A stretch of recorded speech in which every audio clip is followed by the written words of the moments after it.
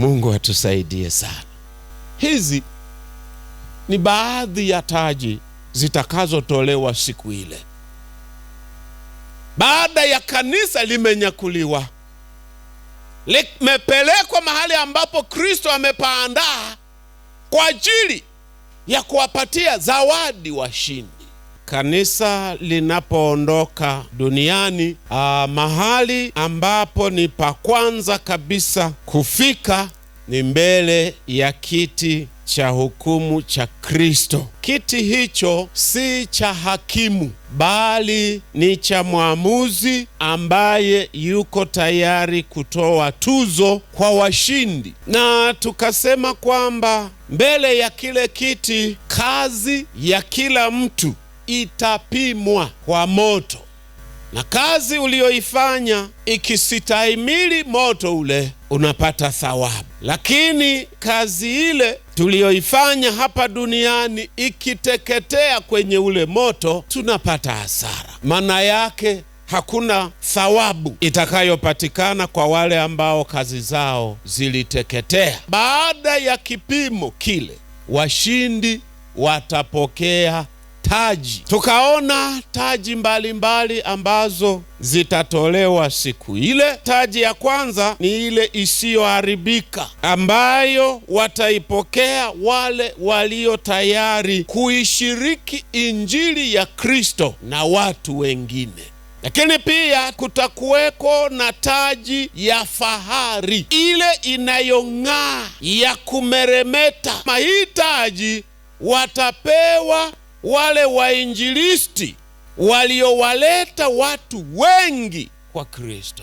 Si wao peke yao watakaopata taji ile, ni pamoja na wale waliokuwa tayari kusapoti kazi ya hawa ndugu, iwe kwa kuwaombea ama kwa kutoa mali zao.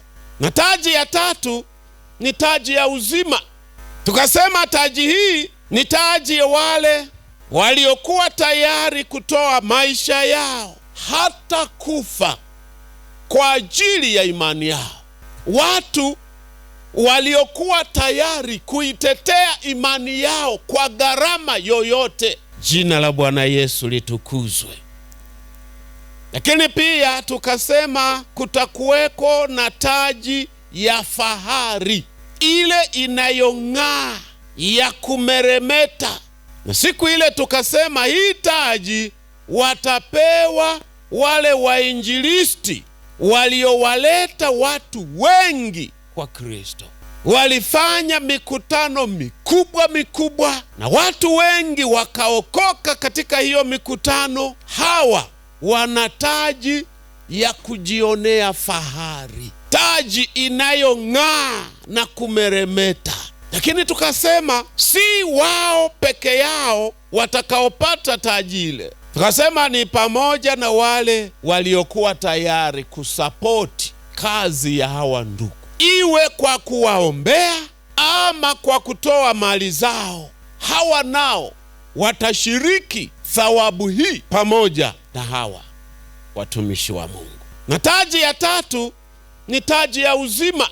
Tukasema taji hii ni taji ya wale waliokuwa tayari kutoa maisha yao hata kufa kwa ajili ya imani yao.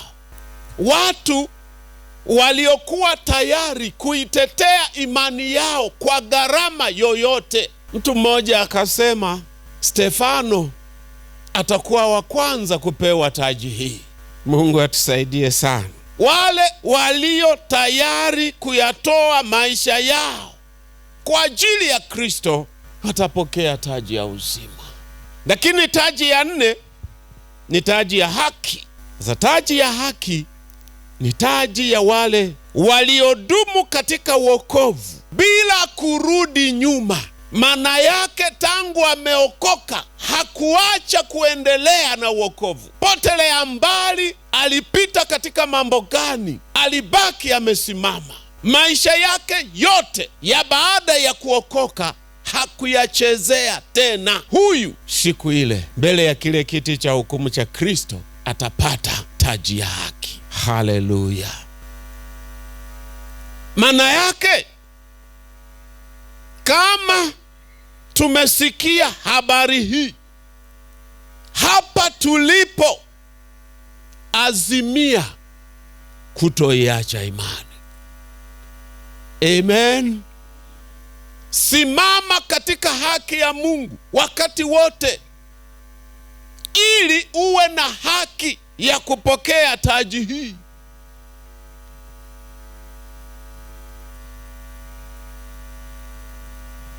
Lakini pia taji ya haki wataipokea wale pia waliowatendea mema maadui zao. Bwana Yesu asifiwe. Kwa nini Biblia inasema tuwatendee mema wale wanaotuonea, wale wanaotutendea mabaya?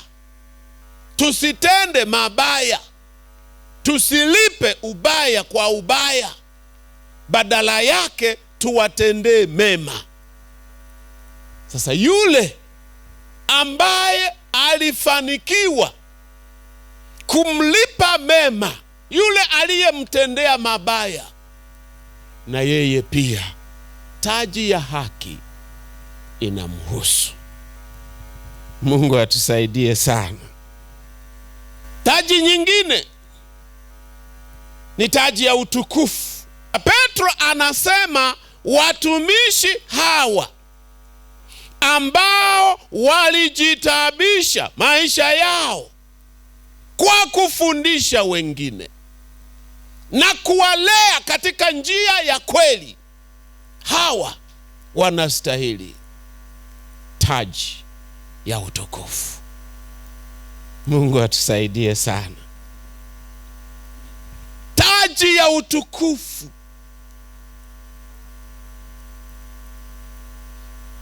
ni kwa wale ambao wametumika vizuri katika nafasi ambazo Mungu aliwaweka. Hawakufanya kazi kwa kuangalia mambo mengine, walimwangalia yule aliyewaandika kufanya kazi ile. Mungu atusaidie sana. Lakini pia wako watu ambao wamejitoa kwa ajili ya kufundisha waamini wapya, ili waukulie wokovu, wasimame vizuri katika imani. Wanawalea hawa waongofu wapya katika njia ya kweli. Hawa nao wanastahili taji ya utukufu, maana nao ni walezi.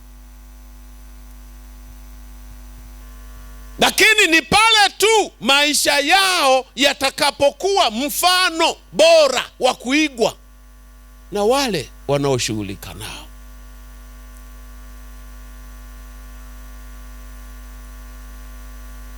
Kundi la pili kupata taji ya utukufu.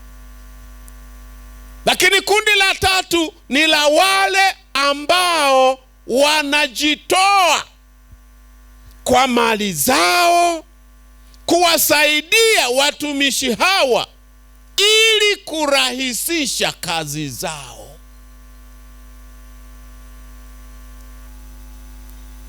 Bwana Yesu asifiwe.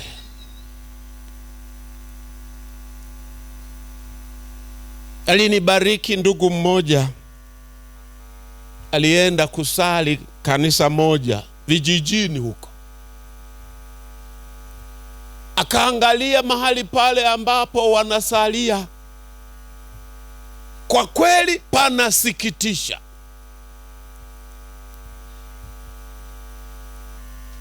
Na akajisikia vibaya ndani ya moyo wake. Akaamua kuwajengea wale ndugu kanisa. Bwana Yesu asifiwe. Si mtumishi huyu, ni mtu, ni Mkristo, ni mshirika wa kawaida, lakini Mungu amembarikia kuwa na uwezo, akajenga kajengo kazuri, kakapigwa na rangi vizuri.